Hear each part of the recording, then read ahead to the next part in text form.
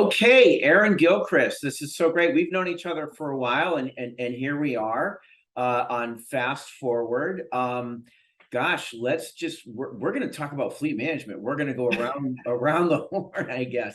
You, as someone that knows fleet management pretty well, hey, listen, why don't you tell us about your background in fleet? Sure. Again, hi everyone. So good to be with Chris. Anytime I get to talk with Chris, it's always super fun, and we just talk about a little bit of everything. So yeah, I worked for retail organizations doing retail management. I loved the idea of thinking about what I was selling. Where does it come from?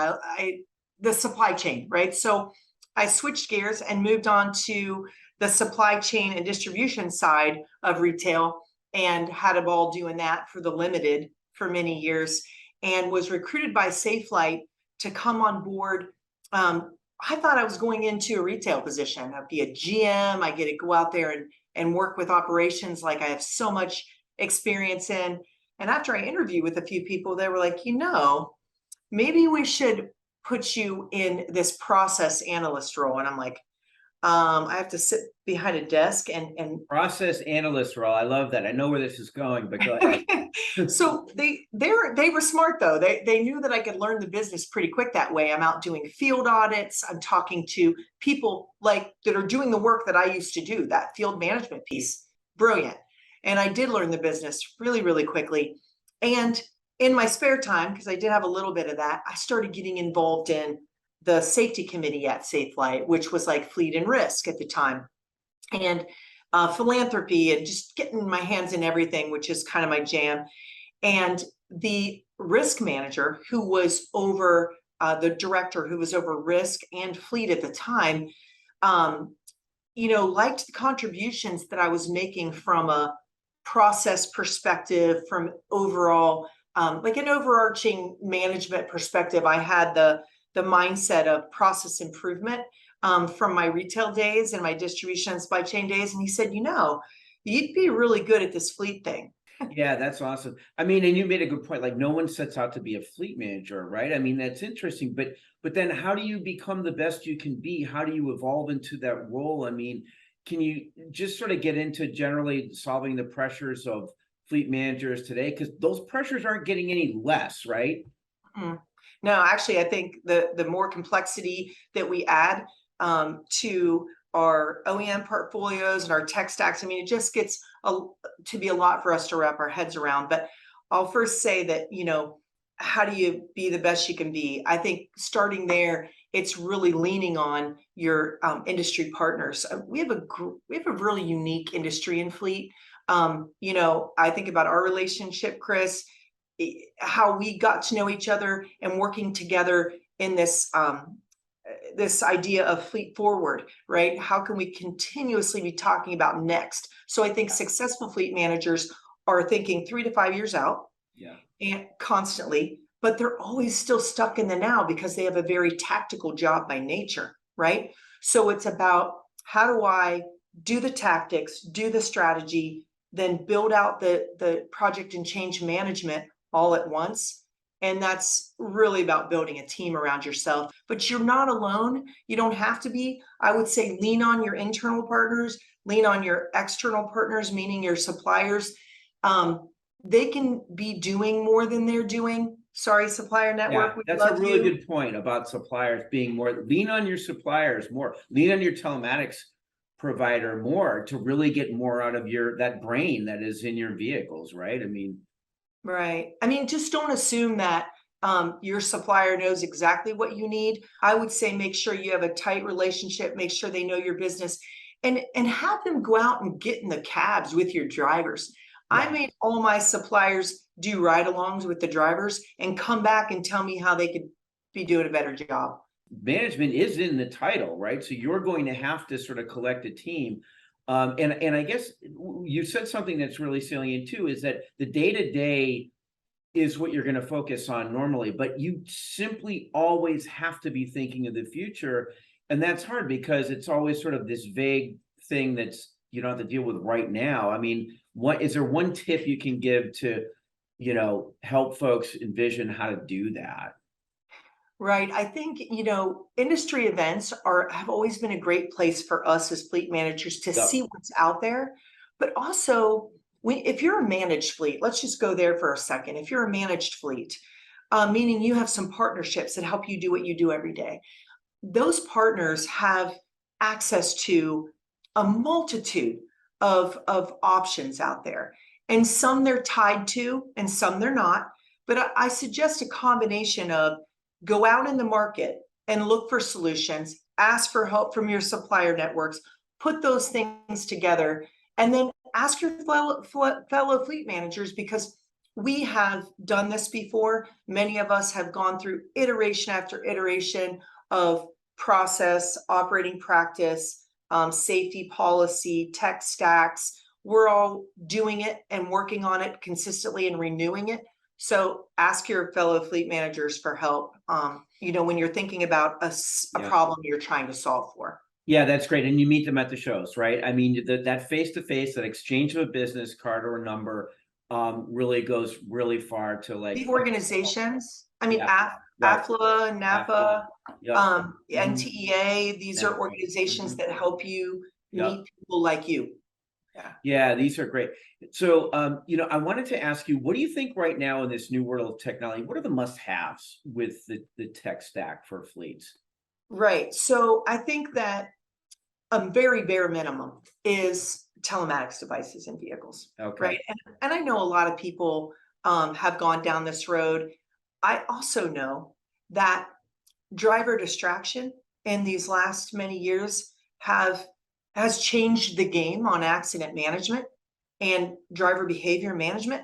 So I'd say starting with telematics is great. You can look at driver behavior behind the wheel. You can reduce accidents. You can reduce accident severity. You can also do a lot of other fun things like reduce fuel consumption, better maintain your vehicle. So there's many things you can do when you're maximizing the data that you get from Okay, that yeah. telematics device. Safety, fuel management, right up there. Driver performance to scorecarding, I guess. Life cycle of the vehicle. I mean, Life cycle of the vehicle, sure. mhm. Those are right up there. I think so. Yeah. Telematics. In our pre call, we were talking about dash cams. What's your thoughts on those inward facing cameras, outward facing cameras? Yeah, so when I say tech stack, I think, the minimum is this telematics device. The driver has this, some sort of MRM, right? Yeah. Where it can connect and you can interact with the driver in a safe way, so that they can get this feedback that they need to do a better job, right? And to follow those policies that you work so hard on. And then I think with the onset of all of these things, right, double-edged sword, then the distraction of the driver has increased, and that's everyone, your grandmother, your mom, your kid, everyone. So then with the AI video dash cam, it gives us two opportunities. It faces outward and says, here's what's going on out in the roadway, right? Here's what I can tell a driver in real time when they're changing lanes when they shouldn't be, they're getting too close to someone, they're going to have an accident, and alert them, and they can make a change in their behavior and prevent that. The inward facing, I think, is the big critical piece now. Sure, yeah. We can manage our driver's own distraction. Outward helps us manage everybody else's distractions, but Right. inward helps us manage the driver. It helps the driver break those habits maybe they didn't mean to develop, right? They're looking at their phone. Maybe there's someone who has a tendency to fall asleep.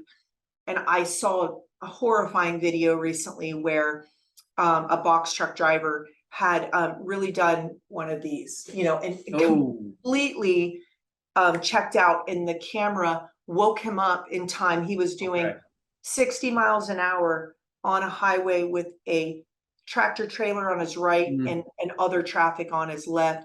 Imagine how catastrophic that could have been had he not been awakened. So I Yeah. think that the combination of the data that you get from the AI video dash cam inward and outward, and the telematics device, what it can tell you, all the things we just talked about, that combination of data, I think, can really set up a a stack of technology and a stack of data that can give you extremely valuable insights to manage your fleet in the safest and most efficient ways. I'd be remiss if we didn't talk about this, sort of path to electrification wherever fleets are, some starting sooner, some starting later. I mean, fleet managers' roles are really going to kind of change and expand in this environment. They're having to worry a little bit more about things that maybe even outside of, business hours, like charging. How in the world, with all the data that's coming in, are the fleet managers going to take on this new role? I mean, where do we Yeah, go? I know it's so much fun. This is what I love about being a fleet manager, is because it's like never a dull moment. But I think that when I think about, and I don't want to oversimplify it, but I think sometimes we overthink things. Like if I'm managing my fuel program, I want to know when drivers are driving after hours. So what do? I have an alert that tells me, or that local manager, when his workforce is driving after hours. So think about EVs in the same way. They need charged, and they probably need charged overnight, right? So you get an alert that says this vehicle isn't plugged in, or the driver gets an alert, plug in your vehicle. I mean, with the tools and technology, even basic tools and technology, we can set this infrastructure up inside of our organizations to make sure that vehicles get charged, stay charged. And then the next level of that is, okay, how do we even go down this path? How do I even go down the EV path? I mean, again, when you think about the fleet ecosystem, I think that in the past, some alternative types of fuels, it was build it and they will come. And I can tell you from experience, CNG, that was a tough experience. I know for me and my fleet, but with EV, it's a little different. There is a lot going on in this space, and this is going to move a little quicker than what we've seen this alternative fuel and our alternative fuel technology move in the past. So we all wade in these waters together, then the infrastructure will have to keep pace. Again, if it were me and I'm saying, should I early adopt? Well, we can all early adopt, right? As long as we run a pilot. I would never go out today and buy, unless I'm certain companies, but I wouldn't go out today and buy, 2,000 EVs. I'm going to buy 25 or 50, and I'm going to operate them in an area where I already know they're going to work, and I'm going to work out those kinks, and I'm going to build policy around it. I'm going to start the process of building out my EV program management, right? And then as the infrastructure grows, I can grow with it. If there's a reason why I need to move faster, then that's a conversation with the fleet ecosystem.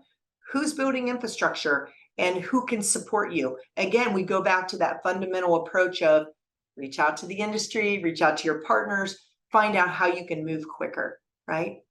Yeah. So, yeah. Yeah, no, really good points. Hey, listen, we could go on and on, Erin. You know that, the two of us. Hey, tell our audience about your podcast. Yes. So I am fortunate enough to be able to kind of do this as often as I want to, but weekly, at least, I'll be posting a podcast. I've been filming and posting here for a few weeks, and we're talking, it's called The Straight Talk on Fleet. You can find me on LinkedIn, and then link to anywhere, Spotify, Apple, Wistia, any of those channels, wherever you listen and find content, that's where you can find me. But I will be talking about, it's the Straight Talk on Fleet. That's what we'll be doing. I'm just kind of putting myself in this virtual room with a bunch of people like me and talking shop about topics like we talked about today, things that are important to us: sustainability, fuel, maintenance, EVs, what's next, project management, change management, all the things that we as fleet leaders have to think about all the time. And it blows my mind on how we do it, but we do it. And sometimes we don't do it right. And I like to share those experiences too. And just learn and grow together. And eventually I hope to do like some fun things like this, and also do like an Ask Me Anything, right? And just have people out there shooting questions. So yeah, it'll be fun. The Straight Talk on Fleets, I love it. And be careful what you wish for with Ask Me Anything, right? But I know you're always there for an answer, which I love. And just want to let the audience know that Erin is going to be up on stage at the Fleet Forward/Fleet Safety Conferences. And that's happening November 9th through 11th in Santa Clara. Looking forward to having you aboard there, Erin. Thanks. I hope I see some of y'all out there. I'm excited to get back to Fleet Forward. It's a great show, and fleet safety. It's going to be all encompassing. So. Well, that's great. Just in time, there's a wood chipper that's starting in my lawn here. So I guess we're ending at a good time. So, hey, thanks a lot, Erin. I really appreciate it. Thank you, Chris. I'll see you soon. Okay, great. Thanks for listening. Yep.